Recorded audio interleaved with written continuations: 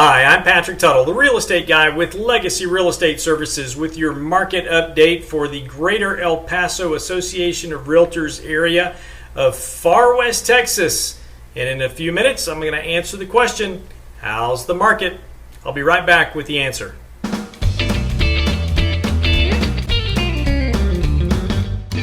All right, so I'm back, and so first off, the data that I'm going to be bringing you today is from August the 6th. That's the day that we got this information compiled.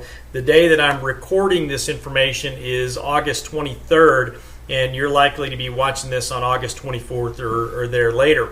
So I apologize in the delay in getting the information out. My father passed away on August 4th, and that took me out of the office August 6th. And then the following week, and then I also took my daughter off to college last week. So I've been out of the office, and it's been challenging to maintain a normal schedule. So I'm back in El Paso, and here's the information that you want to know about what's going on with our local real estate market. Now, a couple of things that we need to look at in addition to what's going on with the market is we need to look at what's going on with the overall economy. And as we get down to the bottom of the list on our market report today, we're going to see that interest rates for purchasing homes and refinances is still fantastic. However, unemployment, that's going to be the factor that we're going to look at today. As of August 21st, unemployment here in El Paso was at 9.9%. And with an unemployment rate like that, it's going to be very difficult for us to be able to continue to build our economy. If we go back historically, and I'm not talking about very far historically, if we go to February 2020, so just a mere 6 months ago, we had unemployment at 3.8% here in El Paso, and then in March it jumped to 5.4%, and that was at the point where the virus and the quarantining was just to start. And then in April we jumped up to 14.9% unemployment, and then we dropped back down to 14.6% unemployment, and now we're back down to 9.9% unemployment, and that's right in the same ballpark that it was at 20 years ago when I moved my family to El Paso, because I knew that there was great opportunity here in El Paso. Now, enough for that. Let's talk about what's going on with the market. And what we always start off with is our resale home report. And what we had available on August the 6th was 898 resale homes available in the total market for sale. That is not much. Again, the last time I saw numbers that low was in June of 2006, and that was when the last boom took us way up. We increased anywhere from 25 to 30% in our volume and our prices, and then we saw the fall off in 2007, 8, 9, and 10, and then we were propped back up by the Mexican move back in 2009, 10, and 11, where a lot of folks from Mexico that could purchase homes in the United States, they had the money to be able to do so. They left Juarez and came up north to El Paso to try to get out of the drug war that was going on over there. And then in 2012, a lot of those started moving back across. So we're probably at the peak of our market right now, and then as we get into our election cycle, we're already there. We're only about 2 months away, and what we typically see is that sales will fall off dramatically in the 2 months leading up to the election, that being September and October. And then after the election, regardless of who wins, whether it be Biden or Trump, we'll probably see the home sales start to pick up again. That's what I've seen over the last 5 election cycles here in El Paso. Now, back to the report. Average home price for resale homes, highest ever, $261,280 is the average price. Now, granted, we do have some big multi-million-dollar properties that are out there pulling those up, and the time on market is averaging 61 days for the ones that are available. That is a very small number when you think about the day that you go on the market to the day that you close. We're looking at 61 days. In the month of July, we saw 677 homes sell through the Greater El Paso Association of Realtors multiple listing service, and that's up almost 100 from the previous month being June, where we had 586 homes that sold in that month.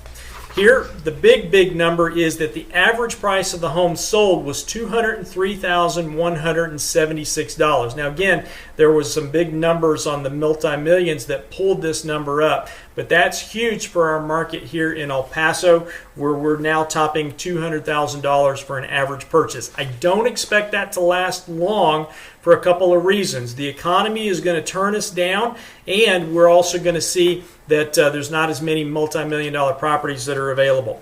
Now, what did that get you if you were to purchase a home? Well, it got you a house. The average size was 2,013 square feet, and it was at $98.97 a square foot. Back again in June, we saw 586 homes that sold compared to the 677, and they sold at an average price of $190,649. So we had a huge increase of $13,000, about 6.5–7% on that price in 1 month. That is huge when you start looking at numbers and things like that. Year over year, the previous 12 months, 6,162 homes that were sold in the Greater El Paso Association of Realtors area, and on average, those homes sold for $181,105. So again, if you look at the July numbers and you say that 203,176 compared to 181,105 for the year, that is a huge 10% increase in that 1 month based over the 1 year. And that really tells us that our market is on the way up on volume, and it's on the way up with regard to sales prices as well. And averaging over the last 12 months, we averaged 513 sales per month. And with the current inventory that we had on August 6th, that was at 898 homes that were available. We had a whopping 1.75 months supply of homes here in the El Paso area. Now, moving on to the new homes report. 1,003 homes that are available. And again, I always say with the new homes, just cut that number in half because some of them haven't started yet. Other ones are finished. So the easiest thing to do is just cut that in half. So we have somewhere around 500 homes that are available.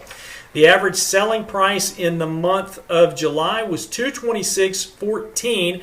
Again, big numbers for the new home sales out there. That's the biggest one I've ever seen on an average list price at $214, and we were at 137 days on market. Again, cut that number in half, so you're looking at around 67, 68, 69 days on market average for the new homes once they are completed, if they don't already have a contract on it. During the month of July, we saw 239 homes sell through the multiple listing service. The biggest factor in this is the availability of lots for the builders to build on.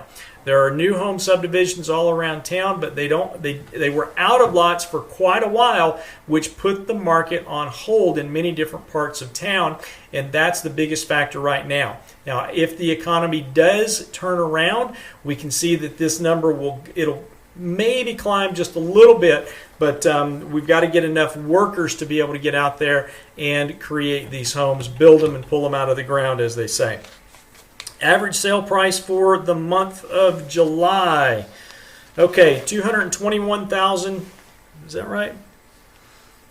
Yep, $221,461. That's the biggest number we've ever seen on an average sale price for our new homes here in El Paso.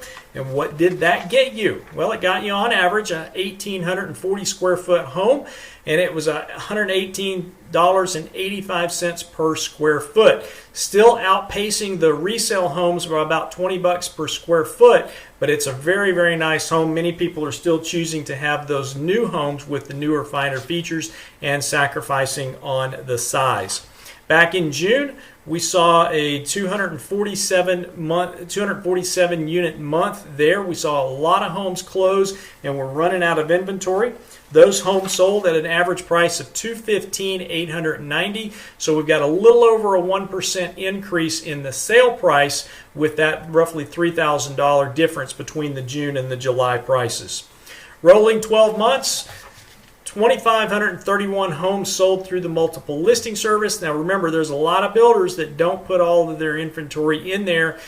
I estimate as much as 10%, so maybe another 250 homes that sold out there. That put us in the 2,700 to 2,800 mark of total homes sold. Average price over the year, $213,815. So again, you can see that we're up roughly 2% in pricing over the year when you compare that 218,000. Average price home 221,461, and the average was 215,890. So we're saying that the numbers down. We sold fewer homes in the month of July than we did in the month of June, but the prices are up and the volume is going to continue up from a total.